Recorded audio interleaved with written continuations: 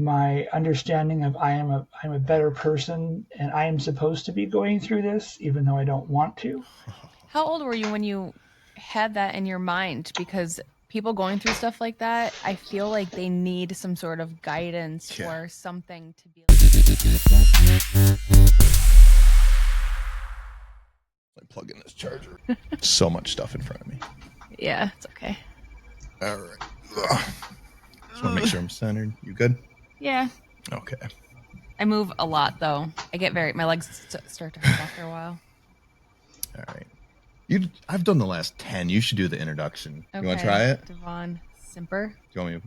No, I'm not reading that. You can read that. Okay, you can just introduce now. Welcome to the Matt and Monica podcast, where we have Devaughn Simper with us, also known as Professor Flag. And Matt's going to read, just a little description, bio, really, really quick little thing. And I appreciate you joining us, man. I know we've been talking for a few months now and on and off, and I was really happy to just see how, I guess, personable you were when we talked on the phone and whatnot. I'm like, this would be a great podcast. Yes. So, clicked automatically, though. Exactly. It made me super happy. I love the conversation. Yeah. Exactly. So Devaughn Simper, widely recognized as Professor Flag, is celebrated as a I told you I was going to screw this up. Vixologist and protocol specialist devoted to studying, preserving, and promoting the historical, cultural, and symbolic significance of the flag. With a lifetime of expertise, he has established himself as a leading figure in the field of vixolology, educating diverse audiences and contributing to the design of meaningful civic and organizational flags. Now, I know you have a lot more of a background than just flags, but I think that's one of your passions, if I'm not mistaken, correct? It is. It's one of those weird passions. It's like, how on earth did you get stuck in flags? It's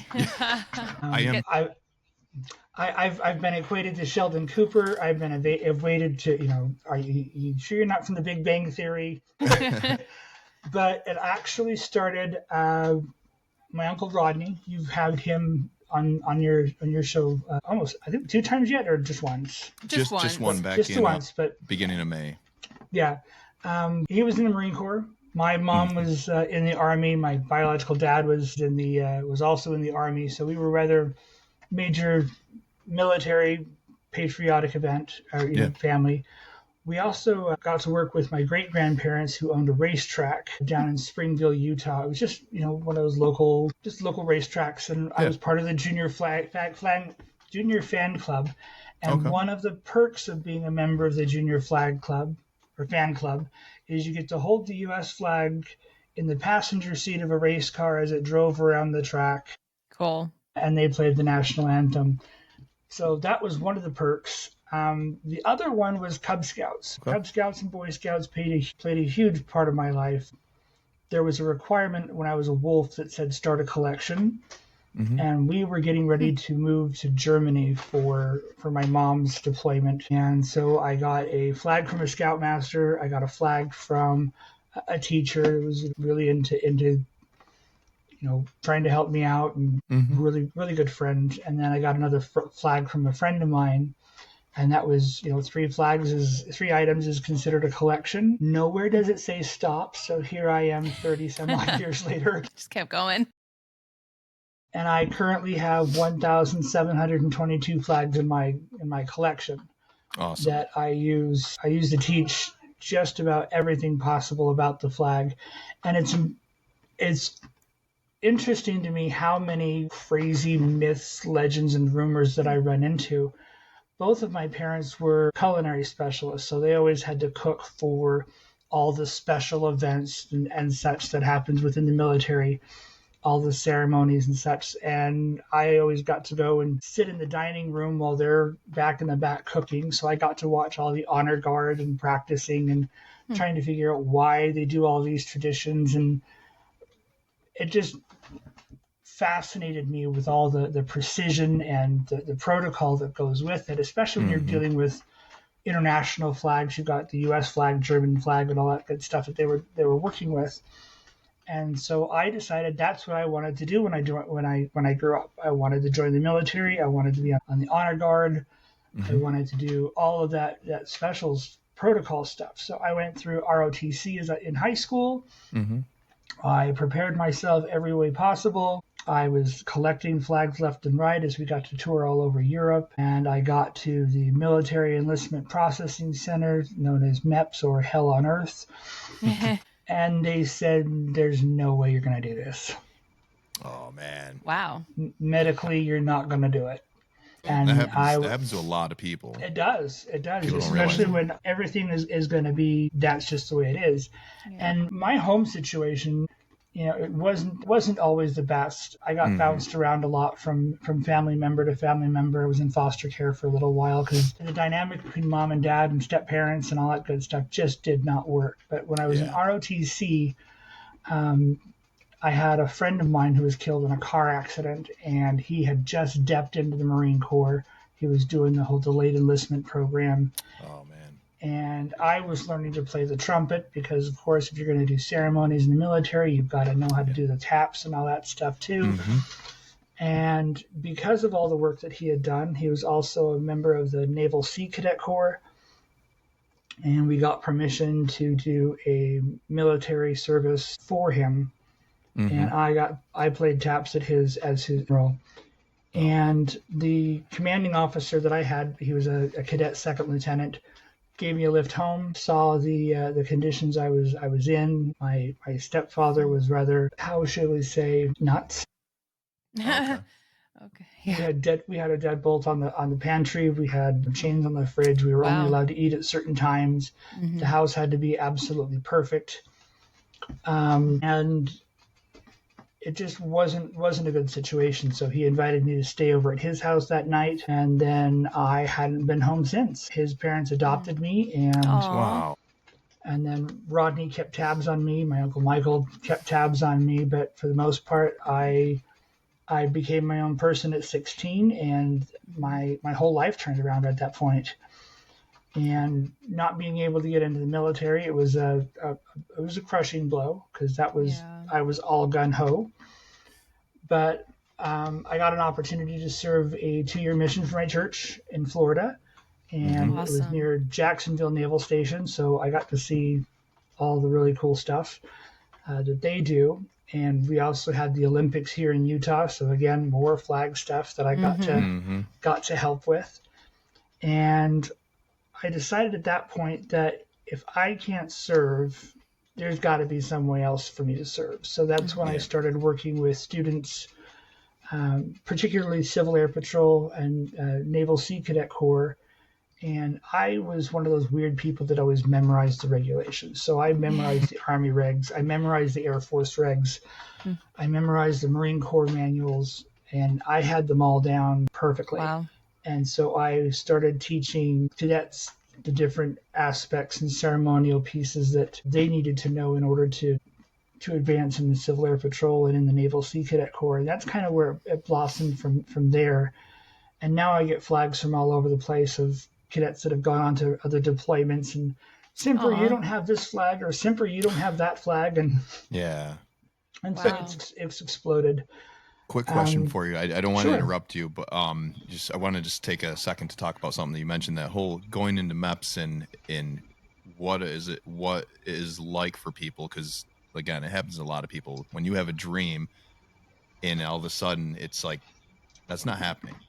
That has to take a toll on you especially at that age. Especially at that age, and knowing the emotional roller coaster I went through as a kid. I was up and down, and I was always a people pleaser because as long as everybody's happy, life is great, and no one's mad at me. Yeah. They didn't tell me that was going to be part of the whole MEPS process. Yeah. You go into MEPS, and it's somewhere between bedwetting and a near-death experience. You've got people prodding at you. You've got people yelling at you. Go here, and then try to work your way through here. And you're confident that everything's going to go great. And at the end, they're like, "No, you can go home now." Yeah. And it was just a absolute rejection. And I knew that we had all 5 branches that were going to that same MEPS location. And I'm like, okay, so if I don't qualify for the Army, which branch do I qualify for? And they laughed at me.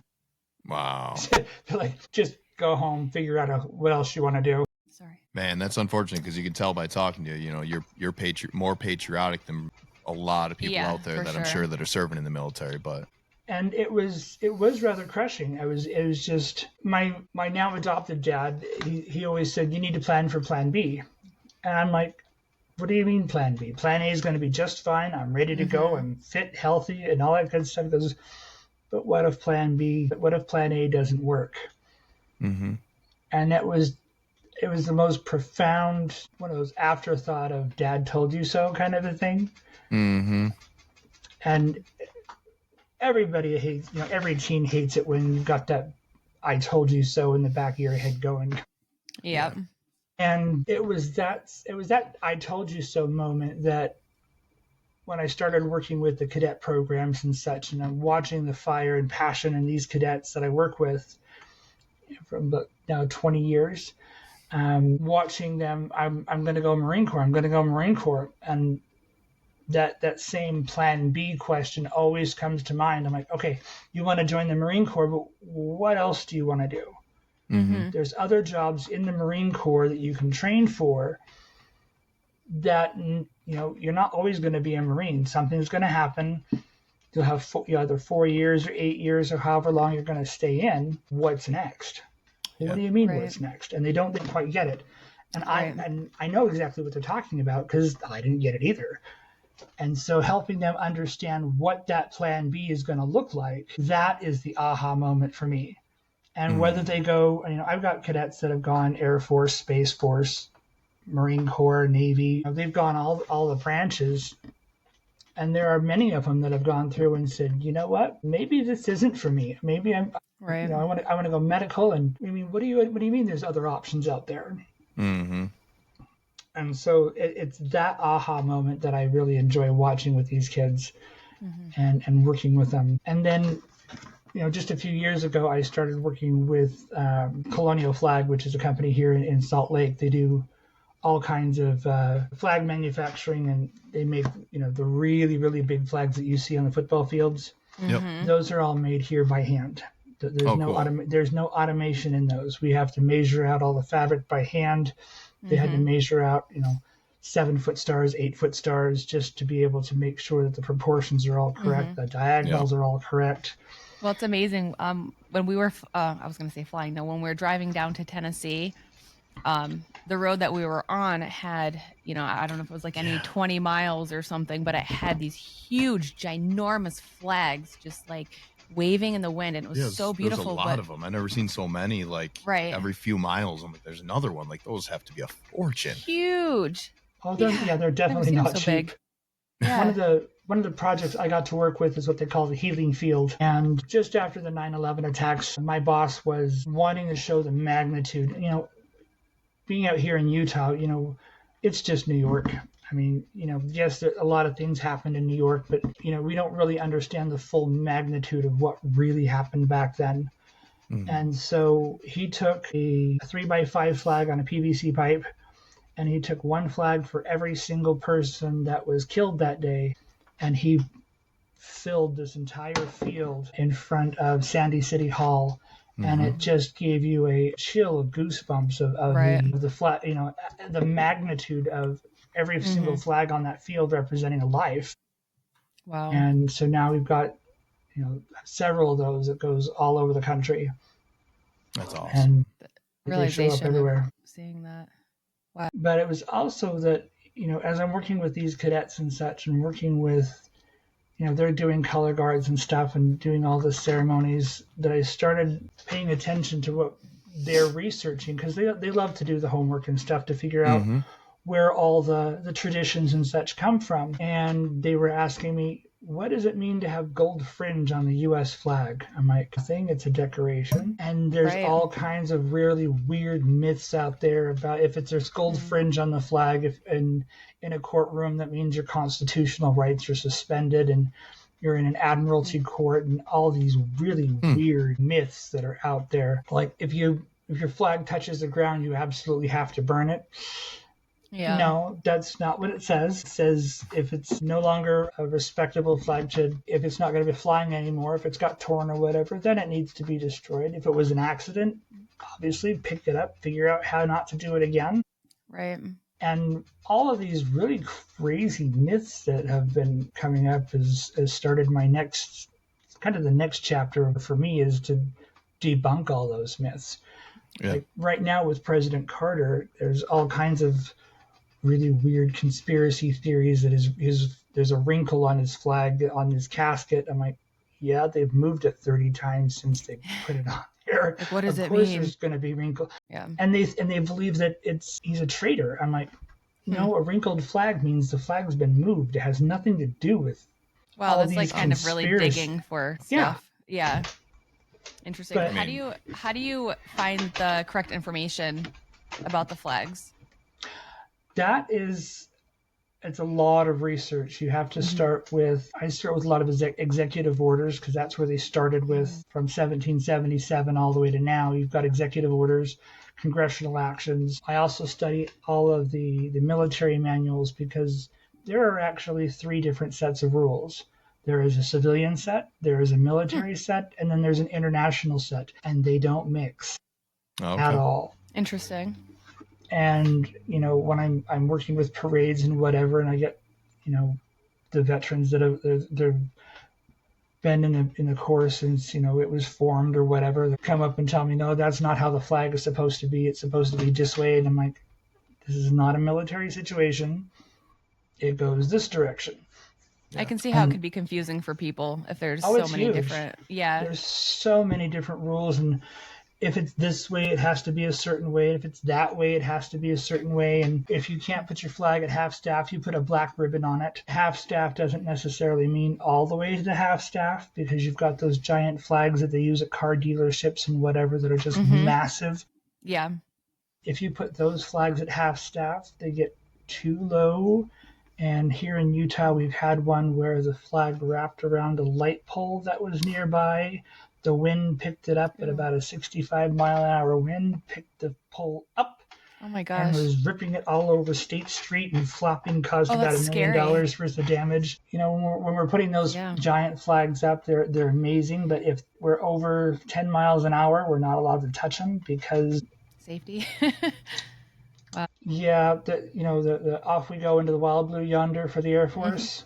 Yeah, we go across the parking lot.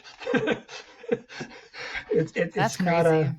it's a little terrifying if you get too much in there. But this is just a random question, but how do you store them, and what is the oldest flag that you have? The oldest flag I have is from, let's see, it is from 1896 when Utah became a state. It's a 45-star Utah. It's a 45-star U.S. flag. It's only about just that big. Oh, Just a little small one. And then we haven't parked in my garage in several years. yeah. Like our garage. Yeah. Yeah, but we're working with all the cadets and stuff. Not only do I have all the flags and such from all the countries, I have poles and staves and harnesses and all of the ceremonial equipment. I can pretty much handle any ceremony, from a simple change of command for the Army to a complete pass and review, bells and whistles, red carpet, the whole shebang. Yeah. So very cool. I'm guessing the best thing that's ever happened to you was probably not getting in the military. And the only reason I say that is just you seem like the kind of guy you're going to add value wherever you go. You want to do the right thing. It actually was the best thing for me, because medically, as I'm getting older, I'm like, okay, I see what they're saying. But being able to teach those that can go into the military, yes, and get them prepared for, obviously I don't have the experience that they're going to have, but getting them prepared for the different aspects that are going to be coming, like prepared for that emotional trauma that's going to happen, because that first week of MEPS is or that first week of boot camp, you're all going, what have I done? Yeah, I remember that feeling very well. I just wanted to let you know, I actually spent some time at West Point for my unit. We went there and we were training cadets for primarily, we were just doing like a grenade range and whatnot, but it was a really cool experience. And West Point is absolutely beautiful, but really cool experience seeing those cadets coming in and just seeing that scared look on these kids' faces. Aw. Yeah, it's always interesting, and getting them to meet all these other veterans that come in and talk to them about their experiences. I've always been one of those that want to make sure that they are completely ready for the decision that they're making, because so many people go in and they've got this wide-eyed look of what have I done, and my cadets go in knowing full well this is what's going to happen, this is what I want, and this is how I'm going to get to where I want to be. And we also work with several recruiters here to make sure that they don't get, what's the word? Shanghaied. Yeah. Yeah, we've got, those unscrupulous ones that try to get them in through one program, and all of a sudden, next thing you know, by the way, you're not a combat engineer now. You're going to be a dog handler, or you're now going to go paratrooper, or whatever hole that we've got in there for you, even though we promised you this different line of work. Do you help them try to figure out, like, if they can't go into one line of work, do you try to help them figure out, all right, what's your next calling, like, if you can't do this? That's the first thing I do is, they're all set to go. And we try to get them with either the National Guard here or the reserve units here that are medical or whatever. We try to get them an experience so that they can really see what's going to be going on, so that they see a trauma situation in a practice while they're training. And they've got the blood everywhere and all that good stuff, and there's many people that have wanted to go medical that go, nope. Let's go something else.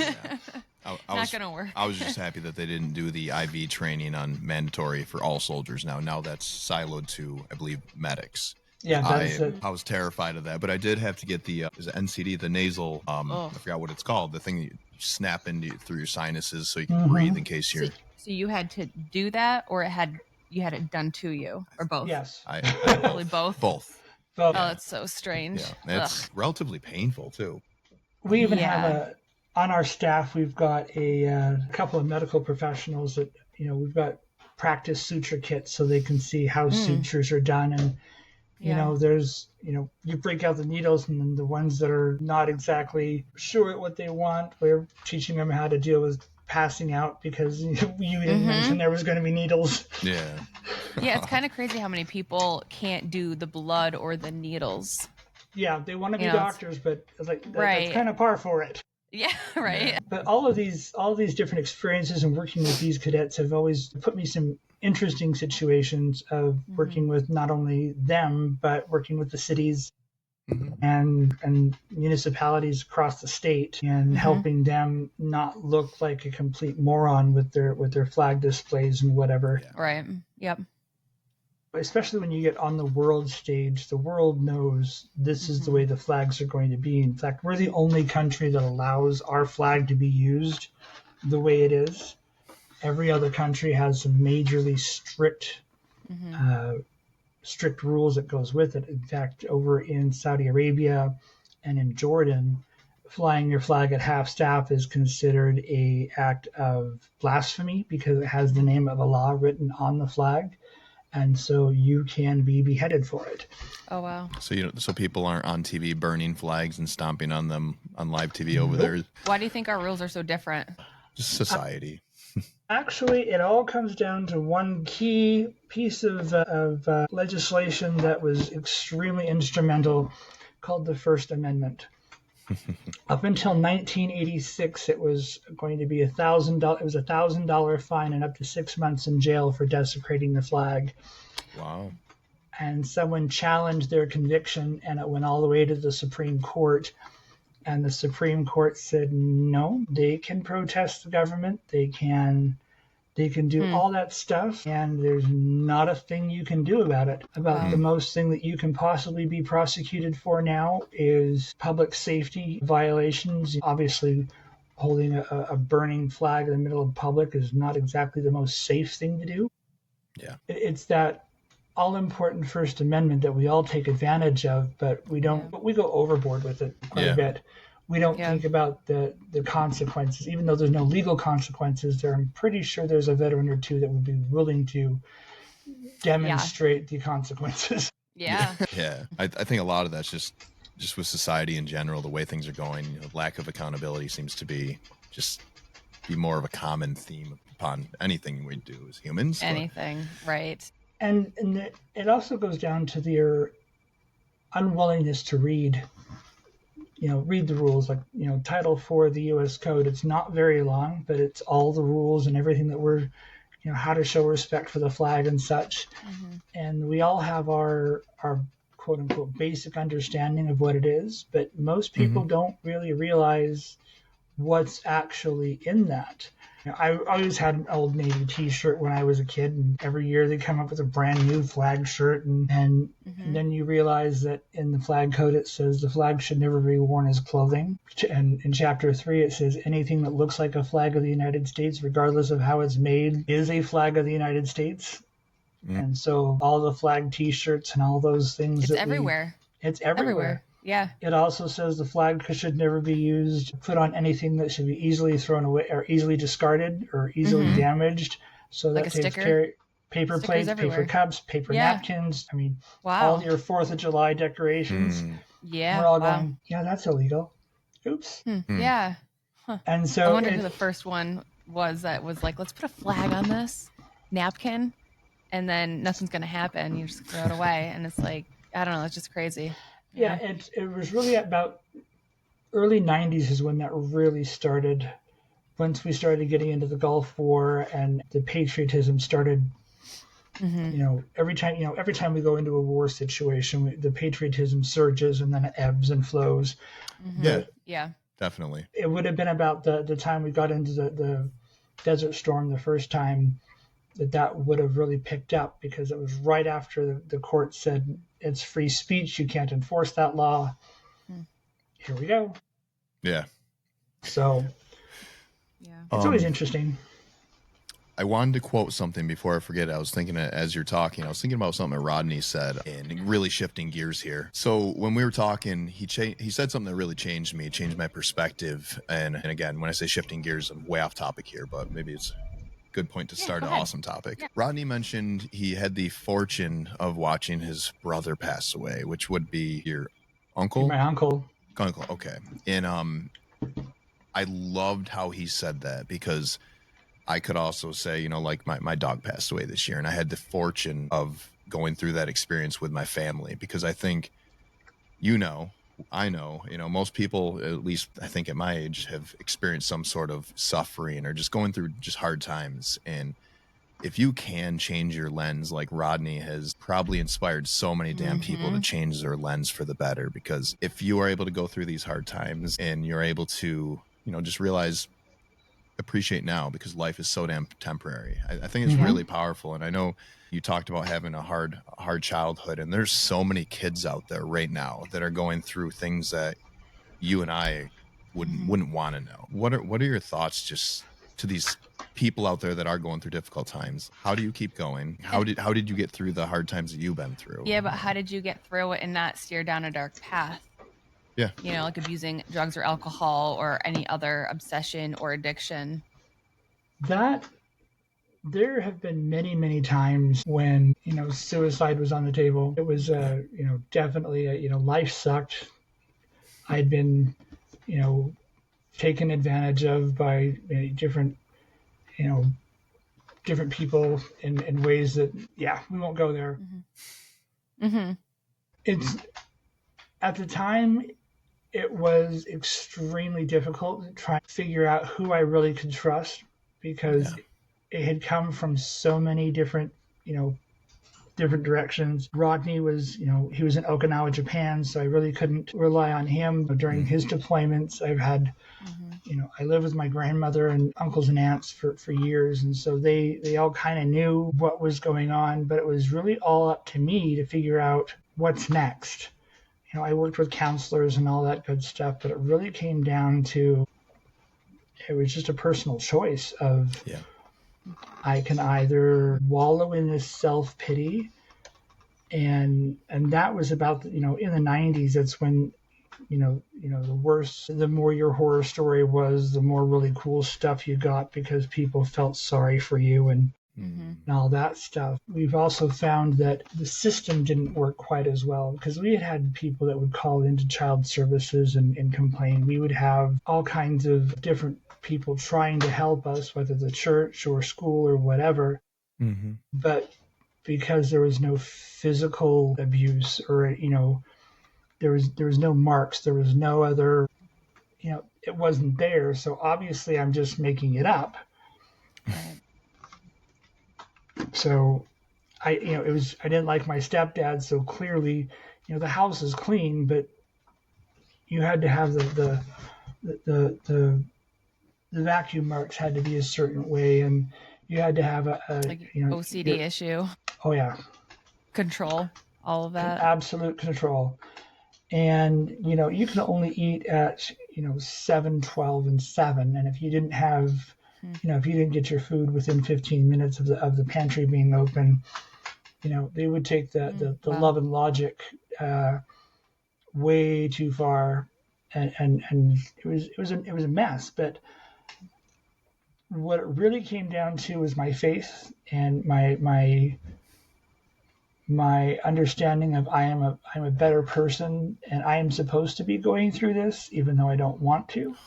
How old were you when you had that in your mind? Because people going through stuff like that, I feel like they need some sort of guidance or something to be like, to teach you that. Because most of the time it doesn't just pop in your head.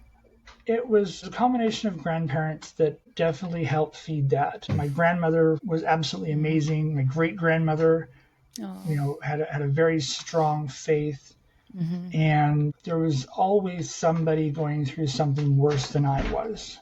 Yes. There's always somebody worse. Yeah. Yep. And even if I couldn't figure out how to get myself out, just being able to survive is just enough of an in your face. But it was really about 14, 15 that I really started to understand I needed to make a change. I mean, And it's so young. Yeah.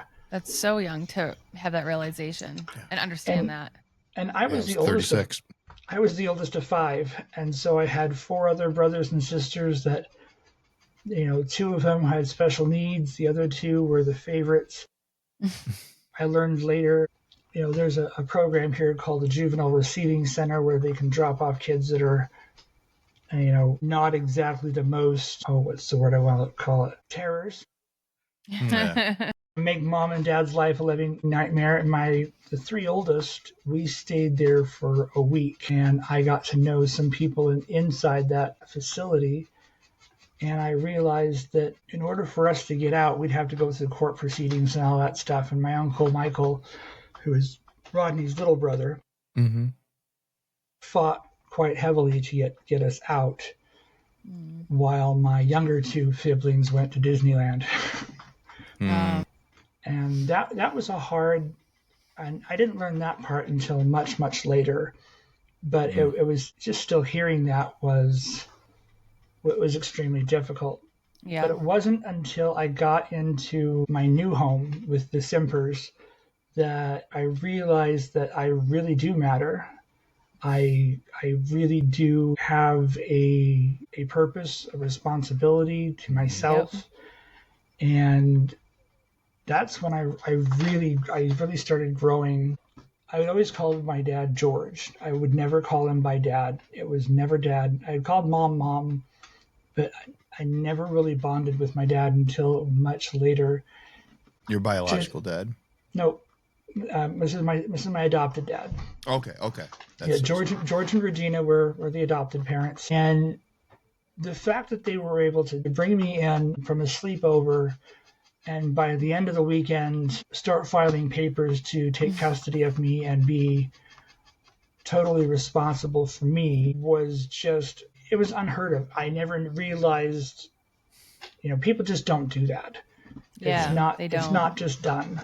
And my dad was always amazing, trying to help support me. I was not exactly on the track to graduate high school. Really? Everything else was just, it was a mess. When I was between my sophomore and junior year, I was an absolute mess. That actually shocks me, but that, of course, I don't know what you were going through, but just with how you clearly a really intelligent person. But he said something, and looking back on it, it was probably not the most motivational. But he said, on June 2nd in the year 2000, I'm wearing a suit. Now, whether it's to your graduation or your funeral is entirely up to you. Wow. I was like, are you joking, or is it? He always had he has a dry sense of humor, and he's Right. always been very supportive and very amazing with his analogies and how he can take the worst situation that I was going through and help me see the positive that comes from it. That's beautiful. And that was one of the most profound, terrifying, but profound statements he ever did. Well, it stuck with you this whole time. Yeah. And yeah, it definitely motivated me quite a bit about that point. But I did graduate. I went on through I wasn't like the top of my class, but I did graduate and went on the mission for my church and started working with more flags. And it was started out more of as a hobby. And now here I am teaching. I get requests to teach school presentations. I do senior center presentations. I've even gotten called to go do family reunions because Grandpa was a World War II vet and they wanted to do. Heck yeah. So it's been absolutely an interesting roller coaster. But now here I am. Been married for 20 years. My wife and I have been together, and all based on a beverage that we both like. Her sister and my best friend were dating at the time. And I was a third wheel, and she had been a third wheel. And they said, Devaughn, you need to meet her sister. She likes Pepsi. You'll get along just great. Then it was history. And the rest is history. Yeah. We got married in July. They got married in August. And here we are. I've got three boys, and they're all just as crazy as I am about the flag. Awesome. I was going to ask. One of their favorite games to play on the road trips is how many flag code violations can you find before we get to where... That's hilarious. That's so cool, man. That's funny. I love it. My middle son Benjamin has been also a flag designer. He helped with cool. He helped with the Utah State flag that we just adopted this last year. Okay. He's worked with the Sandy City flag. He's got some designs in for the Lehigh City flag. The Utah National Guard just got a new flag, and so he's kind of picked up the passion for it and getting into the graphic design area. What is your favorite flag out of all the flags that you have? I have quite a few, but my favorite one is, it's got to be the Gadsden flag and all the variations of it. There's like 5 different variations, but can you write that down? I'm gonna have to look it up because I don't. That's the one. It's the one that's got the rattlesnake on it and says "Don't tread on me." Yeah. Okay. Why is that controversial, Devaughn? It's controversial because people don't know their history and they're idiots. Love it. I know. It was actually the very first Marine Corps flag. They adopted it in 1775, but it's also America's very first no bullying zone propaganda, because the rattlesnake was chosen, one, because it's here and it's not in Europe at all or anywhere else, but the rattlesnake will always rattle. It will always warn you. And if you're stupid enough to keep playing with it, it will strike fast, it will strike hard, and it strikes lethal. So it says, don't tread on me. I'm warning you. And I love it. Yeah. That has been, in one form or another, a no bullying, no bullying statement for 250 years now. And people have perverted it and have taken it to be something completely different. But when I take it into schools and I explain to them that that's what it was intended, they're rather shocked about, wait a minute, that wasn't a war flag? I was like, no, it was a warning. Yeah. It was a no trespassing flag is basically what it was. We just want to be left alone, and if you're stupid enough to keep pushing the button, consequences. My kids like the rattlesnake one that's known as the first Navy Jack, where it's stretched out along the 13 stripes, and it's got "Don't tread on me," because when you put it on a flagpole with an eagle, it looks like the snake's trying to eat the bird. Oh, okay. That's funny. Cool. That's funny. But those are definitely some of my favorites. Yeah. I like learning about that stuff. It's very interesting, and I know a lot of kids nowadays might be like, "Oh, it's just history. History's boring and stuff." But I find it very, very interesting. Yeah, Awesome. I'm working with a couple of groups down here. They're building what they call a legacy village down in St. George, which is about 3 or 4 hours south of here, and it's going to be a replica of several historic buildings from the 1700s. And what I keep telling them, and as I'm working with them, is every single building, every single story in history has a different flag, and it has a different meaning for that flag, because we didn't have a standardized flag until 1777. And so all of the flags that go up to 1777, and even after that, they all have a different story. They all have a different meaning. Mm-hmm. And it's just one more way to add in those historical bits. It's also how I pass geography, because all of the flags from different countries tend to group together. So I knew that all the yellow, red, and blue flags were down in South America. All the multicolor flags are over in Africa. All the tricolor flags are in Europe. The red ones are all in Asia. Mm-hmm. And so it's just different ways to learn and to apply different learning styles.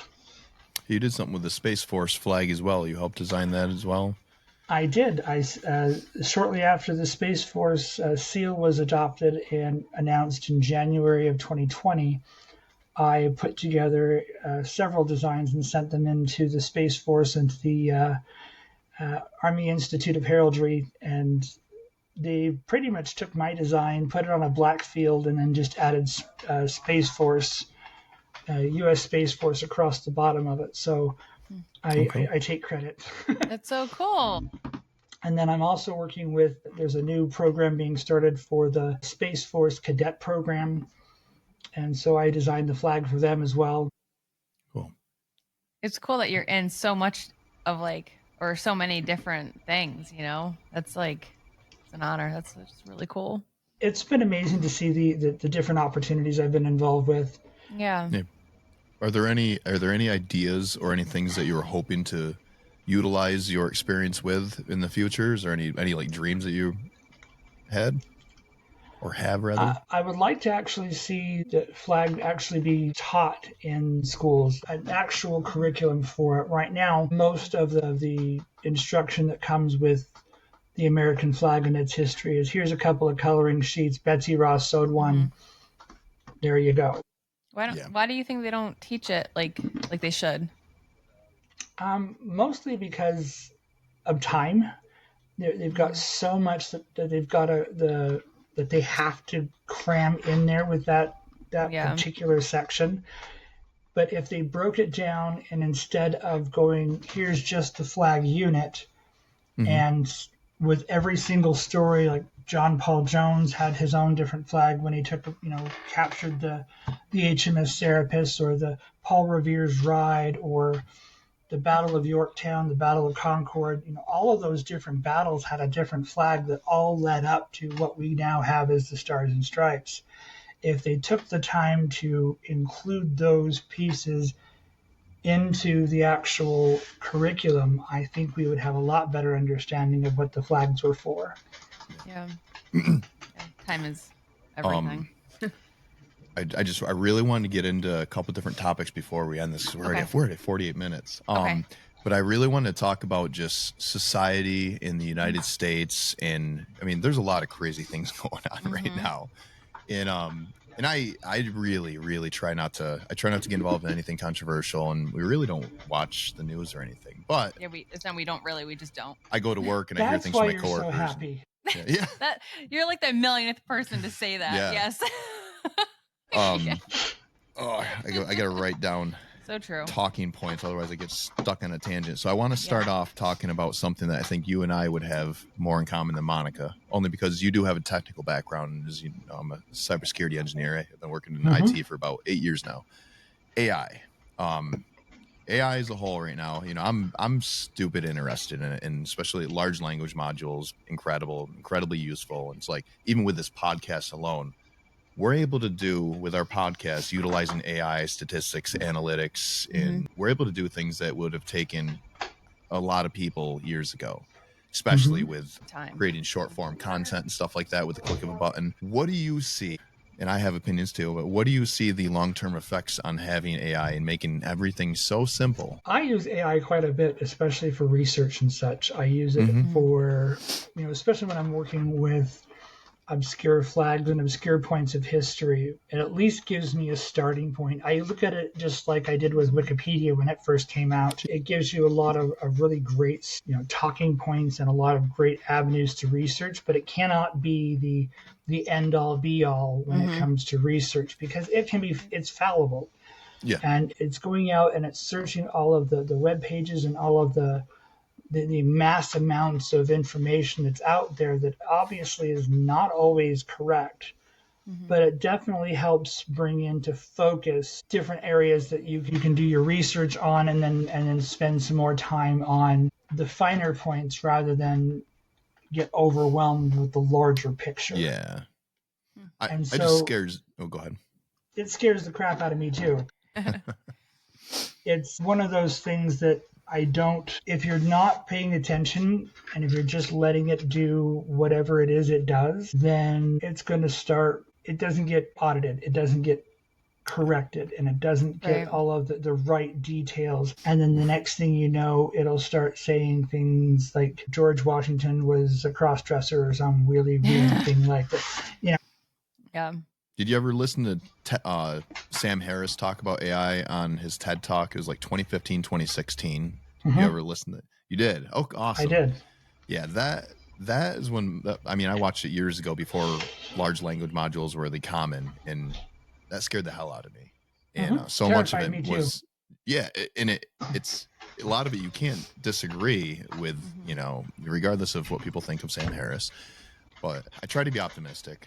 I'm so scared. I believe, like right now, if you told me anything, I didn't know the definition, I am getting on either ChatGPT or Gemini or just Googling it just for an answer. And it's valuable, but it's like how much, when you're taking away that cognitive thought process that we no longer have to do.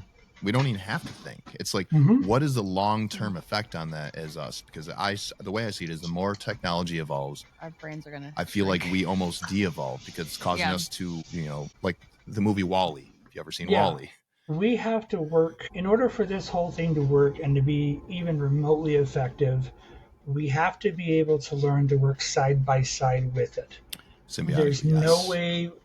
As soon as we allow it to do all of the thinking for us, and we're not doing any of the fact checking that we do more fact checking for Facebook than we do for AI. It's kind of creepy, but it can help with some of the tedious things, like in programming. It can help get the basics launched for Python programming. To say, I want it to do this, and it will help you with the parts that you don't know.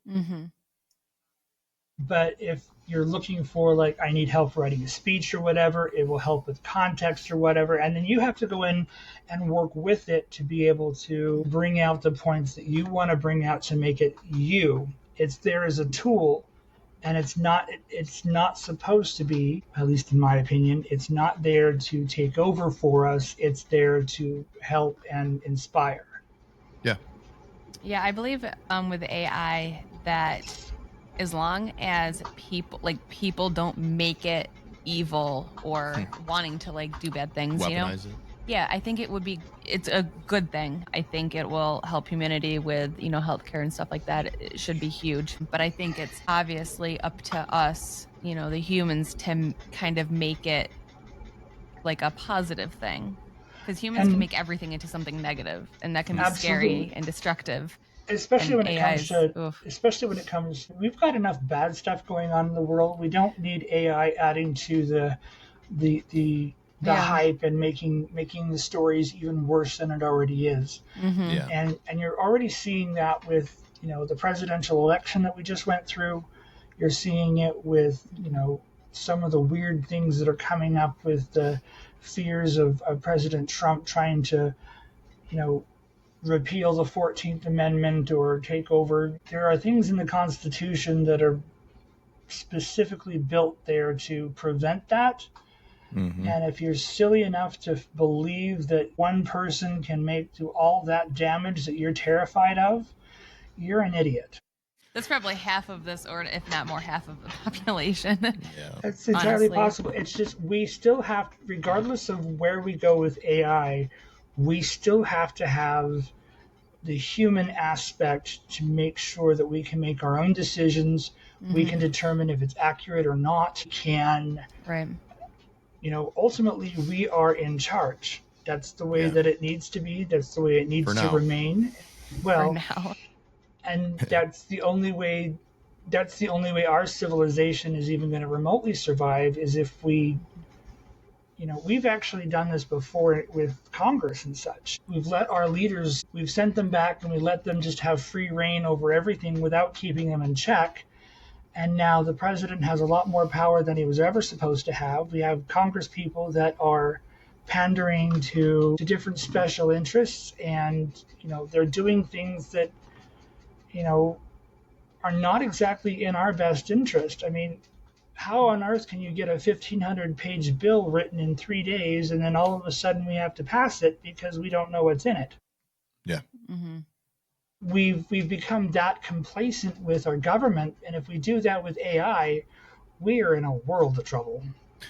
Yeah, I was for some reason, never really been caught off guard by all these drone sightings and stuff and all these lights. And I've seen some interesting stuff from people that personally take recordings on their phones of lights in the sky in New Jersey and locally around here as well. And, it's interesting, but I'm probably not going to know that answer to what these are until everybody does. So I just haven't really been focusing on it. However, I am a little concerned with like the California fires, for example. I don't know what started them. I don't know what's really going on, but there's a friend of mine, a coworker of mine, had me look up some information on the pole shifts, and I don't know if you've looked at any of the movement on the pole shifts. It's interesting, and there's a lot of people. Again, this is arguably conspiracy, but there's a lot of people say we're in the midst of a pole shift, and it's something that's progressively picking up momentum. And if that were the case, I saw some interesting speculation of if the pole shift does completely happen. It showed where the water lines are going to be on a lot of these countries, and a lot of countries that will be underwater. It was alarming. Quite terrifying. Yeah. Alarming. We're talking 90% of Europe underwater, of course. Yeah, I have beachfront property here in Utah. Ooh. So, we'll see. And I guess there's not going to be much that you or I are going to be able to have to do with a pole shift. So it's what's the point of dwelling on it? Yeah, people were talking about that a while ago too. It's not just now, not just because of the fires. But I know people were saying that has a lot. They think that's what's going on because we haven't had a lot of snow here in New York in this area. Last 2 or 3 years. And now, yeah. And, people do say that the earth, it goes in cycles. It always has. It does. So, I mean, just because we're living right now in the time where this is happening, everyone's freaking out. Having faith. Faith really does help anxiety for when, worried about anything, obviously, but specifically with what things are going on in the world, man. It's a lot better to have something to rely on. Yeah. I've said it before. My grandpa always used to tell me, because I've had anxiety for years, it's all going to be okay in the end. If it's not okay, it's not the end. I said that to him a few weeks ago or something, because I think my grandparents or even my mom probably used to say that to me all the time too, and I believe that 100%. If it's not okay, it's not the end. For our new listeners, if people haven't seen our podcast before, they hear me say it often. She's always annoyed the living hell out of me with her positivity, and I'm a very positive person. But no matter how dark things have gotten in my life, she is sounds like your father. Just and I don't know. He knows how logical I am. He goes, "You've only got 2 things to worry about. You're either going to live or you're going to die. If you live, you got nothing to worry about. If you die, you got 2 things to worry about. You're either going up or you're going down." I like that. I like that. Yep. I might have to steal that. Yep. And it's actually up to you how you live your life. You decide where you're going. Yeah. That's what I believe. So as exactly Mr. what G it comes down says, to. Yeah. Make good choices. It's pretty simple. Be a good person. Be a decent human being. And you can dwell on the negative. You can focus on the negative, and be a victim. be the victim and mire yourself down in all the depression and anxiety and spiral down that horrible road. And yes, everyone has, those mental conditions are real, but you don't need to help it. Right. Yeah. I've never identified anxiety. Like I always, honestly, most of my life, I told her, I'm like, it doesn't even exist. And I'm like, yeah, it does. And weirdly enough, I've always been a pretty relatively, definitely dealt with imposter syndrome my whole life and stuff. I never felt actual anxiety until just going through really hard times. And now it's like, there's times I feel anxious. It's almost like it unlocked that anxious aspect of me 36 years into this life. Entire life. But you add to that ADHD, and then you're planning for every single possible outcome, whether it's real or not, and you're having plan A, B, C, D, E, F, G, H, I, J. Yeah. But I find anxiety, if you're able to change your lens and you're able to change your complete perspective on it and look at it like it's a beneficial thing, and it kind of keeps you on your toes more than you ever have been. And if you can make those short, easy decisions and these little small decisions and just make these little improvements every day, it's just crazy. Once you realize how much we have in control in our lives, it's like it's fear. beautiful. Anxiety is fear, right? Yeah. So people are going to worry and be fearful of the unknown. And they can't control it. Fear's not a bad thing. That's right. That's the other thing. People. Right. I think that was the shift that Rodney finally made when he realized that there's nothing you can do about it, so you may as well just have fun with it. Yes. Exactly. Yeah. Yep. Has your wife ever done a podcast with you? She hasn't. She's been one of those. She's got social anxiety. She doesn't do a whole lot of. That type of. Okay. Well, it's funny. We have a keynote speech that we're doing on this week. Yeah, and in the back of my head, it's like, what are we gonna say? How are we gonna do it? We've never done anything like this before, ever. I mean, I've spoken in front of a bunch of people in class and college and stuff like that, but not like this. But we get to do it together. So I think it's more, I'm definitely anxious about it, but I think it's more excitement, and we're just going to go with it. Yeah, ironically, it's my biggest fear, talking in front of people. I've never done that. And I know it's like you're on a podcast. It's very different when people are looking at you, though. Right. So. And even then, when you're doing podcasts and when you're in front of a live audience, that's the weird thing is I can get up in front of hundreds of people and teaching about flags and interesting, but if you throw me into a party... Really? Right? No. Right? Yeah. Really? That's shocking to me. Huh. Yeah. I will be the wallflower hiding in the corner praying that nobody talks to me. Really? Yeah. No, I totally get that. And I feel like if someone's like, hey, talk about this, and I'm not really knowledgeable on it, I kind of freeze. Like, I don't know what to say. My mind is blank. My words can't come out. But if I know and I'm passionate about what I'm talking about, then I'm golden. I'm fine. Yeah. Yep.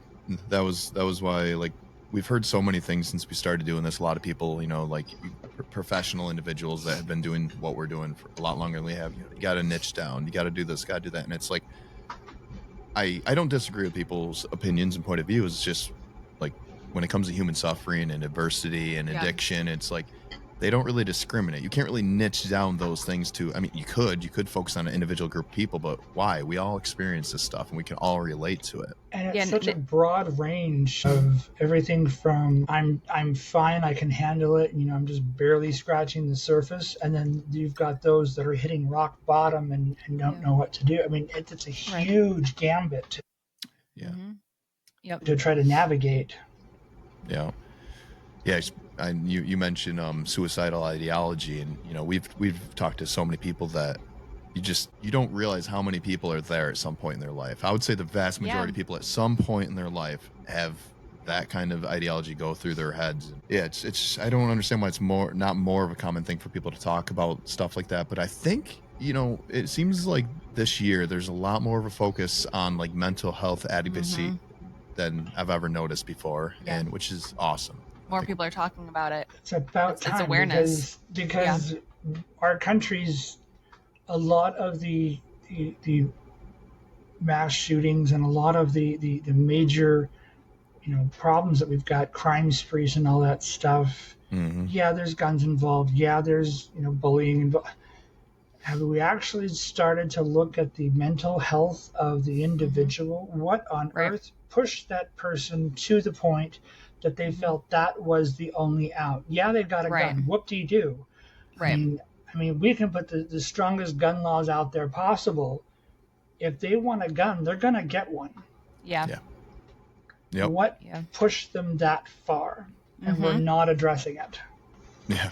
You got to get to the root of it. Or you take all the firearms and disarm the population, which will literally keep all these firearms in the hands of all these criminals that know we're now, all the people that follow the laws are now unarmed. It's just, I don't know what the right answer for any of that stuff is, but it's just a lot of it seems asinine. There's never going to be a right answer. I mean, countries have tried every single variation, but until we start looking at the root problem of what would drive somebody to the point of committing that murder or going into a school and committing those atrocities, we're never going to get to the root problem. Yeah, there's so much negativity and hatefulness in this world, and I know some schools now are in elementary schools are trying to talk about how do we handle this and how do we show someone that we care for them and not bully them and etc. Like start when they're young. Like you said, I don't think there really is any answer, but starting like at the base of something, like the base of the problem. You know, when they grow up, it's not like, oh, they have this problem, let's try to fix it. Let's try to be preventative and start making stuff not happen before it happens. Yeah, I mean, when we were in school, I mean, we were under the impression that these desks were absolutely perfect because you jump under them and they can handle a nuclear blast and an earthquake and good luck. That was going to save your life. And nowadays we have to teach them how to hide and where to hide and how to. Yes. It's awful. You know, it is crazy because it's like even when I was younger, it was fire drills. That was it. But now there's fire drills and lockdown drills and lock-ins and lockouts and like all this stuff. And it sometimes is traumatizing to the kids when you practice it because they think it's real, but we're like, no, we're just practicing. You know, even though sometimes it is a real thing. And it's just so sad and unfortunate that in schools, pre-K to 12th grade or even colleges have stuff like that going on. It should never happen, but it does. And I know they're trying to keep everyone safe. It's sad. And I feel like everyone that is born has a purpose. Mm-hmm. And it literally tears at my heartstrings because people, it's like I'm 100% big believer in God and faith. And I feel like it's a big slap in the face to God saying, all right, like I have this, I was born, I have this purpose, I have this soul and spirit and everything, and I'm just gonna like not do anything good with it. Yeah. Like that just makes me so sad. Well, I saw something recently is about, I think it's 10, 11 years old. They say a lot of kids, at that point, they're losing their innocence as far as they're worried about what people think about them. So they take that creativity that a child should have and an adult should have. We should never lose that childlike creativity. Yeah. But kids get to a certain point at a certain age where like bullying and stuff starts to really kick in, because I got picked on pretty bad 4th and 5th grade. It's interesting if we were able to change society and really alleviate that aspect of things so people think it's okay to be themselves while they're growing up through school. It makes me wonder where things would be and where society would grow, because there's so many people are mistreated.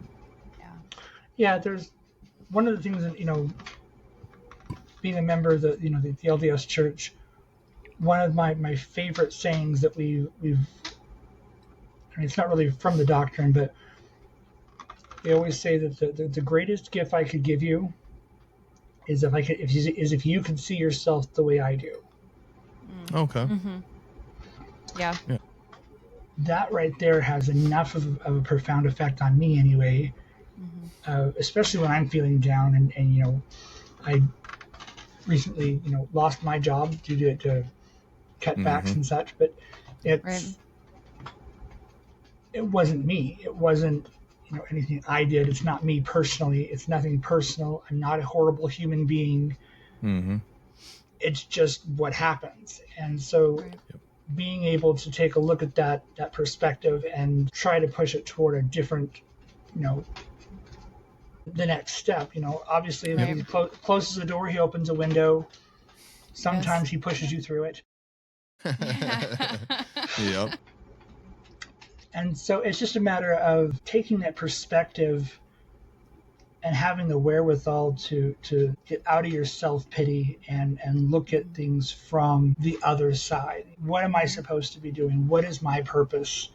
And then just do a reevaluation of, where do I need to be? Apparently, I don't need to be in that location anymore. I'm needed somewhere else.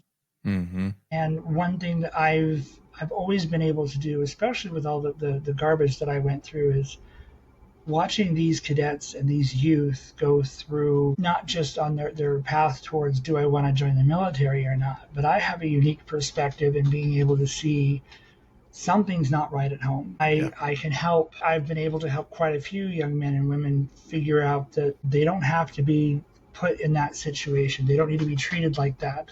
Something is not right, and I've been able to help them go on a different path because someone actually takes a interest in in them specifically, not what they can do or not how they can move my career forward. Take an interest in them and say, something is not right, you need to do something. I have developed this thought, and I don't know if this is true, but I believe it's true.